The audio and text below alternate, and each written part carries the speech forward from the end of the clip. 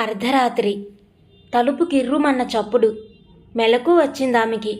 ఇల్లంతా చూసింది. తల్లి కనిపించలేదు. బయట వాచ్మెన్ గదిలో లైట్ వెలుగుతోంది.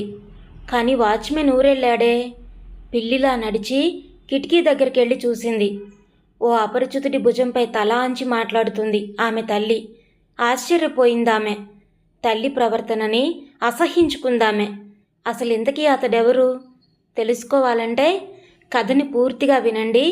మరిక కథలోకి వెళితే, మంచి నిద్ర. ఇంతలో ఏదో అలికిడి. హఠాత్తుగా మేల్కొన్నాను. కళ్ళు చిట్లించి గోడ గడియారం వంక చూశాను. సమయం 12 దాటింది. నగరం అంతా నిశ్శబ్దం రాజిమేలుతోంది. కిర్రుమని తలుపు తెరుచుకున్న చప్పుడు నాకు మళ్ళీ గుర్తొచ్చింది. అర్ధరాత్రి పూట తలుపు తెరిచిందెవరు? ఇంట్లో అమ్మ నేను తప్ప మగవాళ్ళెవ్వరూ లేరు. వాచ్మెన్ సెలవులో ఉన్నాడు. ఇంట్లో మగవాళ్ళెవ్వరూ లేరని పసిగట్టి ఎవరైనా దొంగ లోపలికి దూరాడా? ఈ ఆలోచన రాగానే నా గుండె భయంతో దడదడా కొట్టుకుంది. అంతలోనే ధైర్యం కూడగట్టుకొని మంచం దిగి మెల్లగా బెడ్రూమ్ తలుపు తెరిచి హాల్లోకి తొంగి చూశాను. ఎవరూ కనబడలేదు. హాల్లో నుంచి అమ్మ గదిలోకి వెళ్ళాను. మంచం పైన అమ్మ కనిపించలేదు. బాత్రూంలో కూడా లేదు. ఇల్లంతా వెతికినా అమ్మ కనిపించలేదు. అప్పుడే మెయిన్ డోర్ బోల్ట్ తీసి ఉండడం కనిపించింది. అమ్మ బయటికి వెళ్ళిందా? ఈ సమయంలో ఆమెకి బయట ఏం పని?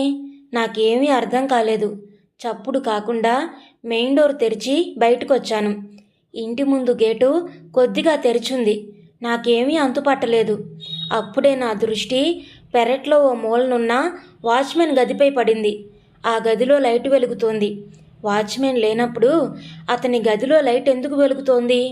విషయం ఏమిటో తెలుసుకుందామని పిల్లిలా నడుస్తూ ఆ గది దగ్గరికి చేరుకున్నాను. గదిలో నుంచి గుసగుసలు వినిపించాయి. చెవులు రిక్కించి విన్నాను. అందులో ఓ గొంతు అమ్మది, మరో గొంతు ఎవరో పురుషుడిది. నాకు ఆశ్చర్యం వేసింది. గది గోడకున్న చిన్న కిటికీలో నుంచి రహస్యంగా లోపలికి చూశాను. ఆశ్చర్యంతో నా కళ్ళు విచ్చుకున్నాయి.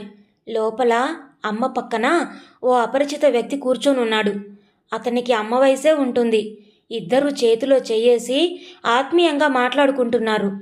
అమ్మ అతని భుజంపై తలవాల్చి తన్మయంగా కళ్ళు మూసుకుంటే అతను ప్రేమగా ఆమె తలని నిమురుతున్నాడు. లక్ష్మి, నిన్ను చూడకపోతే క్షణం ఒక యుగంలా గడుస్తోంది. అందుకే ఈ టైంలో వచ్చాను అన్నాడతను. నా పరిస్థితి అలాగే ఉంది గోపాల్. కానీ మనం ఇలా కలుసుకోవడం మంచిది కాదు. నా కూతురు కవిత ఇంట్లోనే ఉంది. ఈ స్థితిలో తను మనల్ని చూస్తే నా గురించి ఏమనుకుంటుంది? కొద్ది రోజుల్లో ఆమె తన భర్త ఊరికి వెళ్ళిపోతుంది. అంతవరకు ఓపిక పట్టు అందమ్మ. అమ్మ మాటలు విని నివ్వెరబోయాను.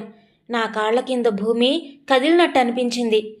అమ్మిలాంటి పాడు పనులు చేస్తుందని నేను కల్లో కూడా ఊహించలేదు. వెంటనే లోపలికెళ్ళి వాళ్ళిద్దరినీ చెడామెడా తిట్టాలనిపించింది. కానీ బలవంతంగా నన్ను నేను నిగ్రహించుకొని అక్కడి నుంచి కదిలాను. నా గదికి చేరుకొని ఉక్రోషంతో నన్ను నేను పారేసుకున్నట్టు మంచంపై పడ్డాను. అమ్మ మీద కోపంతో నాకు ఏడుపు ముంచుకొచ్చింది. నా చిన్నప్పుడే పోయిన నాన్న ముఖం కళ్ళ ముందు కదలాడింది. అమ్మ వయసు ఇప్పుడు 60 ఏళ్ళు దాటింది. అమ్మా నాన్నలకి నేను ఏకైక సంతానం. నాకు 10 ఏళ్ల వయసు ఉన్నప్పుడే నాన్న హఠాత్తుగా గుండెపోటు వల్ల చనిపోయాడు. అప్పటినుంచి అమ్మే నన్ను పెంచి పెద్ద చేసింది. ఓ ప్రైవేట్ స్కూల్లో టీచర్గా పనిచేస్తూ ఇంట్లో ట్యూషన్లు చెబుతూ తీరిక వేళల్లో కుట్టు పని, ఎంబ్రాయిడరీ పనులు చేస్తూ నన్ను బీటెక్ వరకు చదివించింది. చిన్న వయసులోనే భర్త పోయినా ఎన్నడూ తప్పుడు పనులు చేయలేదు. పైగా నేను నా క్లాస్మేట్ సంతోష్ని ప్రేమించిన విషయం తెలిసినా నన్ను కోప్పడలేదు. వెంటనే సంతోష్ తల్లిదండ్రులతో మాట్లాడి మా పెళ్లి జరిపించింది. పెళ్లి తర్వాత సంతోష్కి ఢిల్లీలో ఉద్యోగం వస్తే ఇద్దరూ ఢిల్లీకి వెళ్ళిపోయాం. ప్రతి పండక్కి హైదరాబాద్ వచ్చి కొద్ది రోజులు అమ్మ దగ్గర ఉండేవాళ్ళం.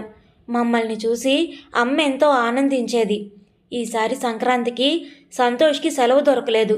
నేను ఒక్కదాన్నే వచ్చాను. కానీ ఈసారి అమ్మ నన్ను చూసి మునుపట్లా సంతోషించలేదు. తెచ్చిపెట్టుకున్న నవ్వుతో నన్ను ఆహ్వానించింది. దానికి కారణమేమిటో నాకు ఇప్పుడు అర్థమైంది. ఈ మధ్యనే అమ్మ ఆ వ్యక్తి ఆకర్షణలో పడినట్టుంది.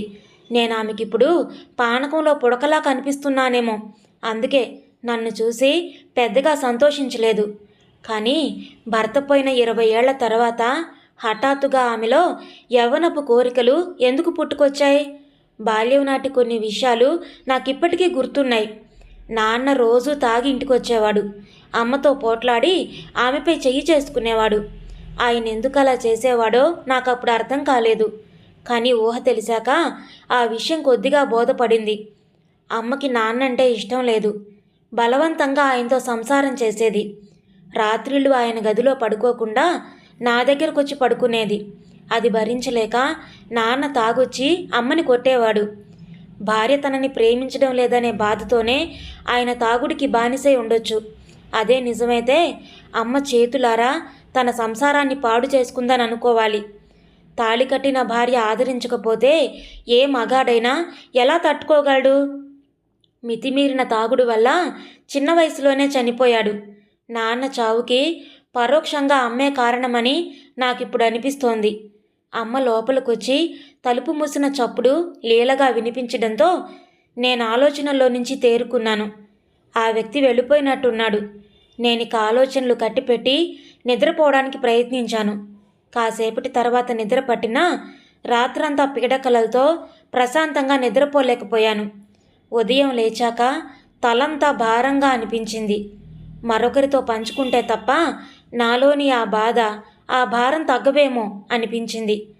మొదట అమ్మనే నిలదీయాలనిపించింది. కానీ ఆమెతో మాట్లాడడానికి నోరు పెగల్లేదు. తర్వాత మా ఆయనకి ఫోన్ చేసి అమ్మ నిర్వాకం చెప్పాలనిపించింది. కానీ అలా చేస్తే ఆయన దృష్టిలో నేను చులకనైపోతానని భయం వేసింది. ఇక నాకున్న ఒకే ఒక స్నేహితురాలు హేమలత. కూకట్పల్లిలో ఉంటుంది. నా బాధని ఆమెకే చెప్పుకోవాలనిపించింది. అయిష్టంగానే టిఫిన్ ముగించి హేమలత ఇంటికి వెళ్ళొస్తానని అమ్మకి చెప్పి ఇంట్లో నుంచి బయటపడ్డాను. ఆటో ఎక్కి స్నేహితురాలింటికి చేరుకున్నాను.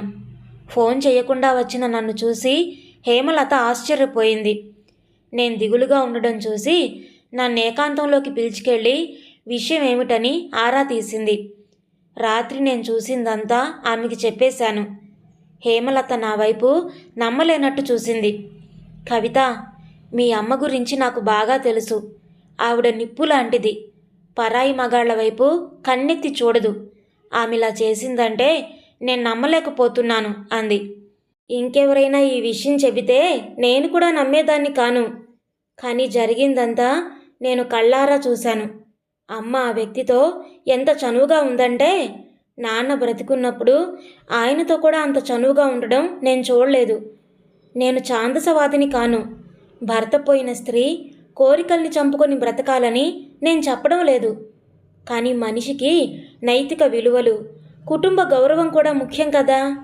నాన్న పోయినప్పుడే అమ్మ మరో పెళ్లి చేసుకోకుండా కాలం గడిపింది. ఇప్పుడు ఈ ముసలితనంలో ఎందుకు ఇలాంటి పాడు పనులు చేస్తుందో నాకు అర్థం కావడం లేదు. ఉక్రోషంగా అన్నాను. నా ఆవేశం చూసి హేమలత నా దగ్గరకు వచ్చి నా భుజంపై చెయ్యేసింది. చూడు కవిత, మీ అమ్మ చిన్నపిల్ల కాదు. ఆవిడ అనుభవం అంత ఉండదు నీ వయసు. అందువల్ల నువ్వు తొందరపడి మీ అమ్మని నిలదీయకు. ఇలాంటి సున్నితమైన విషయాల్లో తల్లిని కన్న కూతురే మందలిస్తే ఆ తల్లి మనోభావాలు ఎలా ఉంటాయో చెప్పడం కష్టం. అవమాన భారంతో ఆమె ఏ అఘాయిత్యానికైనా పాల్పడొచ్చు. అందువల్ల కొద్ది రోజులు ఓపిక పట్టు. అయినా మీ అమ్మ క్షణికావేశంలో తప్పు చేసే బలహీన మనస్కురాలు కాదు. దీని వెనక మర్మమేమిటో తెలిసే వరకు మీ అమ్మతో ఈ విషయం గురించి మాట్లాడకు అంది. స్నేహితురాలి మాటలకు నేను మౌనంగా తలూపాను. కానీ నా మనసులో అలజడి తగ్గలేదు. తర్వాత అమ్మ నుంచి ఫోన్ వచ్చింది, భోజనానికి రమ్మని. నాకు ఇంటికి వెళ్ళబుద్ధి కాలేదు. ఓ ఫంక్షన్కి వెళుతున్నానని, భోజనానికి రాలేనని చెప్పి తప్పించుకున్నాను. తర్వాత హేమలత బలవంతం చేస్తే ఆమె ఇంట్లోనే 4 ముద్దలు తిని భోజనం అయిందనిపించాను. సాయంత్రం 4 గంటలకి స్నేహితురాలి వద్ద సెలవు తీసుకొని ఇంటికి బయలుదేరాను. ఆటో ఎక్కి త్వరగా ఇంటికి చేరుకోవడం ఇష్టం లేక కాలినడకన ఇంటి దారి పట్టాను. దారిలో నా ఆలోచనలన్నీ అమ్మ గురించే. అమ్మ ఎందుకు అలా పెడదారి పట్టింది? రేపు నాకు పిల్లలు పుడితే తన అమ్మమ్మ అవుతుంది. మనవల్ని చూసి ఆనందించాల్సిన ఈ పెద్ద వయసులో ఆమెలో యవ్వనపు కోరికలు ఎందుకు రగులుకున్నాయి?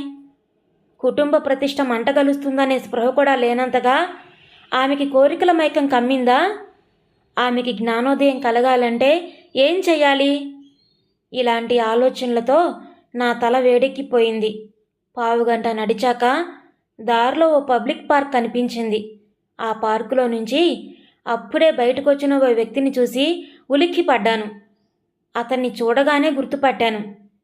రాత్రి అమ్మ దగ్గరకు వచ్చిన వ్యక్తి అతనే.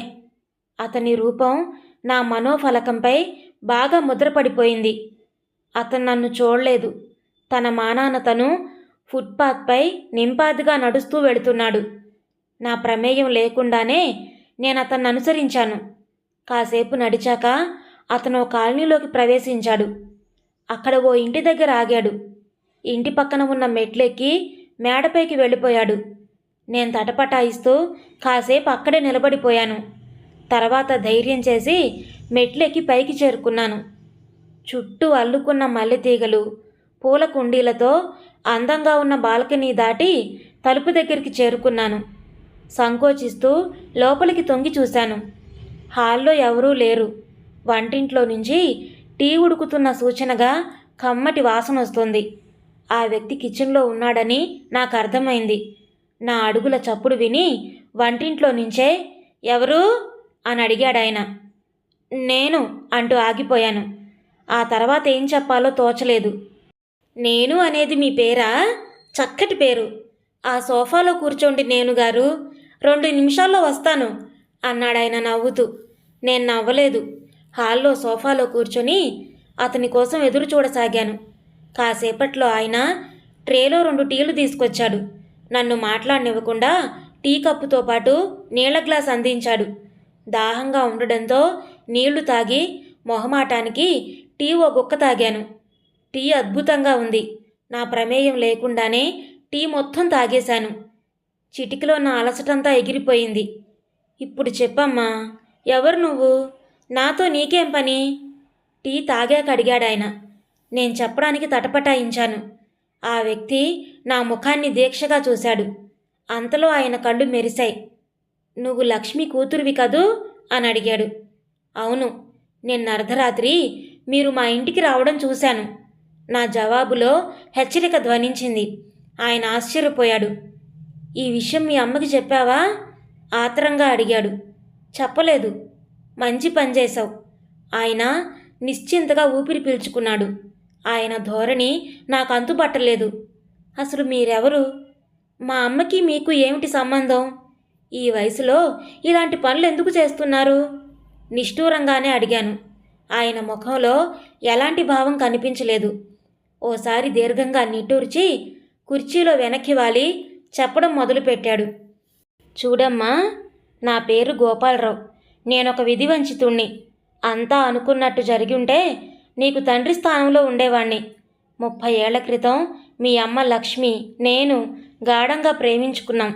ఇద్దరం పెళ్లి చేసుకోవాలనుకున్నాం. లక్ష్మిని మీ నాన్న కాంతారావు కూడా ప్రేమించేవాడు. అతను మీ అమ్మకి మేనత్త కొడుకు. బాగా డబ్బున్నవాడు, జల్సారాయుడు. మీ అమ్మకి అతనంటే ఇష్టం లేదు. ఎట్టి పరిస్థితుల్లోనూ అతన్ని పెళ్లి చేసుకోనని ఆమె తన తల్లిదండ్రులతో ఖరాఖండిగా చెప్పేసింది. లక్ష్మి తనని ఇష్టపడకపోయినా ఆమెనే పెళ్లాడాలని కాంతారావు పంతం పట్టాడు. తర్వాత ఏం జరిగిందో తెలీదు. ఓ రోజు హఠాత్తుగా లక్ష్మి నా దగ్గరకు వచ్చి తను చెప్పినట్టు చేయమని నా చేత ఒట్టు వేయించుకుంది. ఆ తర్వాత ఆమె కోరింది విని నా గుండె బద్దలైంది. పెద్దల అభీష్టం మేరకి తను కాంతారావునే పెళ్లాడతానని, తనని మరిచిపోయి మరో మంచి అమ్మాయిని పెళ్లి చేసుకోమని నన్ను కోరింది. హఠాత్తుగా ఆమెందుకు మనసు మార్చుకుందో ఎంత అడిగినా చెప్పకుండా వెళ్ళిపోయింది. తర్వాత కొద్ది రోజుల్లోనే హడావిడిగా కాంతారావుతో ఆమె పెళ్లి జరిగిపోయింది. చిన్నప్పుడే తల్లిదండ్రుల్ని కోల్పోయి ఏకాకిగా జీవిస్తున్న నేను లక్ష్మినే నా సర్వస్వంగా భావించాను. ఆమె లేని జీవితాన్ని ఊహించలేకపోయాను. జీవితంపై విరక్తి పుట్టి ఆత్మహత్య చేసుకోబోయాను. ఓ పెద్ద మనిషి నన్ను రక్షించాడు. మానవ జన్మలోని పరమార్థాన్ని బోధించాడు. ప్రాణత్యాగం చేయాలనుకుంటే ఓ మంచి పని కోసం నీ ప్రాణాన్ని త్యాగం చేయి అని సలహా ఇచ్చాడు. నేను వెంటనే సైన్యంలో చేరాను. సరిహద్దుల్లో నా ప్రాణాన్ని లెక్క చేయకుండా శత్రువులతో పోరాడాను. ప్రకృతి వైపరీత్యాల్లో నా ప్రాణాన్ని పణంగా పెట్టి అభాగ్యుల ప్రాణాల్ని కాపాడాను. నాలోని నిరాశ నిస్పృహలే ధైర్య సాహసాలుగా మారాయి. ఎందుకు పనికిరాదనుకున్న నా ప్రాణమే ఎంతోమంది ప్రాణాన్ని కాపాడడానికి పనికొచ్చింది. నేను దేశసేవ చేయడానికే దేవుడు నా ప్రేమని నాకు దక్కకుండా చేశాడనిపించింది. సైన్యం నుంచి రిటైర్ అయ్యాక కూడా నేను దేశంలోని వివిధ ప్రాంతాల్లో సమాజ సేవ చేస్తూ జీవించాను. వయసు మీద పడ్డాక సొంత ఊరి మీద మనసు మళ్ళింది. ఈ మధ్యనే ఇక్కడికి వచ్చి నివాసం ఉంటున్నాను. ఓ రోజు మార్నింగ్ వాక్ నుంచి తిరిగి వస్తుండగా మీ అమ్మ నాకు ఎదురైంది. 30 ఏళ్ల తర్వాత మేం ఒకరినొకరు గుర్తుపట్టామంటే అది మాలోని గాఢమైన ప్రేమకి నిదర్శనం. ఒకరినొకరు గుర్తుపట్టాక మాలో చెలరేగిన మనోభావాల్ని, భావోద్రేకాల్ని వర్ణించడానికి తెలుగు భాషలోని పదాలు చాలవు. చాలాసేపు మాట్లాడలేకపోయాం. మా గుండెలు గొంతుల్లోకొచ్చి మాటలకి అడ్డుపడ్డాయి. మా కన్నీళ్లే పరస్పరం మాట్లాడుకున్నాయి. తర్వాత మేము రోడ్డు పక్కనే నిర్మానుష్యంగా ఉన్న పార్కులోకి వెళ్ళి కూర్చొని గంటల తరబడి మాట్లాడుకున్నాం. 30 ఏళ్ల క్రితం ఏ పరిస్థితుల్లో తను కాంతారావుని పెళ్లి చేసుకోవాల్సి వచ్చిందో అప్పుడే మీ అమ్మ బయటపెట్టింది. ఆ రహస్యం తెలిసాక నా గుండె మరోసారి బద్దలైంది. మీ నాన్న ఎంతటి దుర్మార్గుడో తెలిసింది. అతను లక్ష్మిని సొంతం చేసుకోవడానికి నీచమైన పన్నాగం పన్నాడు. ఓ రోజు లక్ష్మి ఇంట్లో ఒంటరిగా ఉన్న సమయం చూసి ఇంట్లోకి దూరి ఆమెని బలాత్కరించాడు. తర్వాత పెద్దవాళ్ల కాళ్ళ వేళ్ల పడి మొసలి కన్నీరు కారుస్తూ క్షణికావేశంలో తప్పు చేశానని, తన తప్పు దిద్దుకోవడానికి లక్ష్మిని పెళ్లి చేసుకుంటానని అన్నాడు. లక్ష్మి అతనిపై పోలీస్ కంప్లైంట్ ఇవ్వాలనుకుంది. కానీ అలా చేస్తే కుటుంబం పరువు పోతుందని, చెల్లెళ్ల పెళ్ళిళ్ళు కావని తల్లిదండ్రులు ఆమెకి నచ్చజెప్పారు. అందరి మేలు కోరి కాంతారావునే పెళ్లి చేసుకోమని అభ్యర్థించారు. లక్ష్మికి మరో దారి కనబడలేదు. పైగా మలినమైన శరీరంతో నన్ను పెళ్లాడడం ఇష్టం లేక నాతో తెగతెంపులు చేసుకొని అయిష్టంగానే కాంతారావుని పెళ్లాడింది. చెప్పడం ముగించాడాయన. నా గుండెలో అగ్నిపర్వతాలు బద్దలయ్యాయి. ఇంతవరకు అమ్మ తన గతం గురించి నాకెన్నడూ చెప్పలేదు. ఆమె జీవితంలో ఇంతటి విషాదం దాగుందని నేను కల్లో కూడా ఊహించలేదు. ఇన్నాళ్ళు భార్య నిరాదరణకు గురైన దురదృష్టవంతుడిగానే నాన్నని భావించాను. నిరాశ నిస్పృహల వల్ల తాగుడికి బానిసైపోయిన ఓ మంచి మనిషి అనుకున్నాను. నాన్న గురించి నేనిలా ఆలోచించడానికి కారణం కూడా అమ్మ ఔదార్యమే. తండ్రి దుర్మార్గుడు అని తెలిస్తే నేనెక్కడ న్యూనతాభావానికి గురవుతానోనని ఆ వాస్తవం నాకు తెలియకుండా జాగ్రత్త పడినట్టుంది. మనసులో ఎంత బాధున్నా మౌనంగా భరిస్తూ నన్ను పెంచి పెద్ద చేసింది. ఇప్పుడు వాస్తవం తెలియడంతో నా దృష్టిలో అమ్మ వ్యక్తిత్వం హఠాత్తుగా హిమాలయాలంత ఎత్తుకి పెరిగిపోయింది. ఇంతసేపు ఆమె గురించి చెడుగా ఆలోచించినందుకు నన్ను నేను తిట్టుకున్నాను. నేను మౌనంగా ఉండడం చూసి ఆయన మళ్ళీ అన్నాడు, చూడమ్మా, తనకు జరిగిన అన్యాయం గురించి ఎవరికీ చెప్పొద్దని మీ అమ్మ నన్ను కోరింది. కానీ ఆమెకున్నంత సహనం నాకు లేదు. అందుకే ఆ బాధ నా గుండెలో దాచుకోలేక నిజం కక్కేశాను. ఎందుకంటే దేవత లాంటి మీ అమ్మని నువ్వు అపార్థం చేసుకోవడాన్ని నేను తట్టుకోలేను. అందుకే మీ అమ్మకిచ్చిన మాట తప్పాను. మీరు వాస్తవం చెప్పి నా కళ్ళు తెరిపించారు. లేకపోతే నిజంగానే నేను అమ్మని అపార్థం చేసుకునేదాన్ని. అమ్మ జీవితంలో ఇంతటి విషాదం దాగి ఉందని నాకు తెలీదు. ఆ కాలంలో పరువు, కట్టుబాట్ల పేరుతో పెద్దవాళ్ళు అమ్మ గొంతు కోశారు.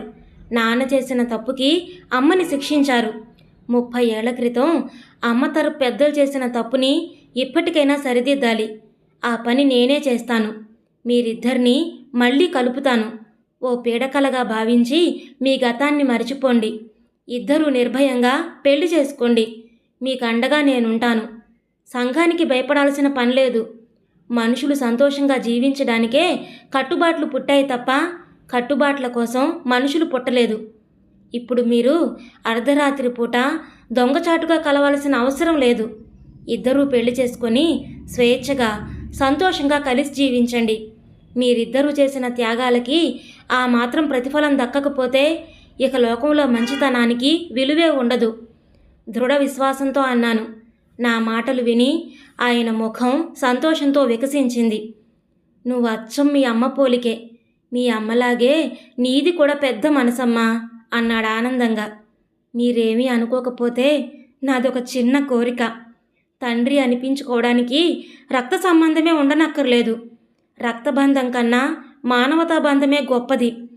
నేను మీ కడుపున పుట్టకపోయినా మీరే నా తండ్రి అనిపిస్తుంది. మిమ్మల్ని నాన్న అని పిలవాలనిపిస్తుంది. పిలవమంటారా? గద్గద స్వరంతో అడిగాను. నా మాటలు విని ఆయన కళ్ళల్లో నుంచి జలజలా కన్నీళ్లు కారాయి. అంతకన్నా భాగ్యం నాకింకే ఉందమ్మా అంటూ నా చేతులు పట్టుకొని చిన్నపిల్లాళ్ళ విలపించాడు. ఊరుకో నాన్న, ఇక నీకు అమ్మకి కష్టాలు ఉండవు. ఇన్నాళ్ళు మీరు కోల్పోయిన జీవితాన్ని దేవుడు మీకు తిరిగిచ్చాడు. ప్రేమకి వయసు అడ్డంకి కాదు. గడిచిపోయిన కాలం మళ్ళీ వెనక్కొస్తుంది. మీకోసం వసంతకాలం తిరిగొస్తుంది. ఆయన భుజం పట్టుకొని ధైర్యం చెబుతూ ఉద్వేగంగా పలికాను. ఇదండి ఈరోజు కథ. మీకు నచ్చిందా? నచ్చితే లైక్ చేయండి, షేర్ చేయండి. అలాగే మీ విలువైన అభిప్రాయాలను కామెంట్స్లో తప్పకుండా తెలియచేయండి. ఇలాంటి మరెన్నో మంచి మంచి కథలు వినడానికి మన ఛానల్ని తప్పకుండా సబ్స్క్రైబ్ చేసుకోండి. మరొక మంచి కథతో మళ్ళీ కలుద్దాం. అప్పటి వరకు ఉంటానండి.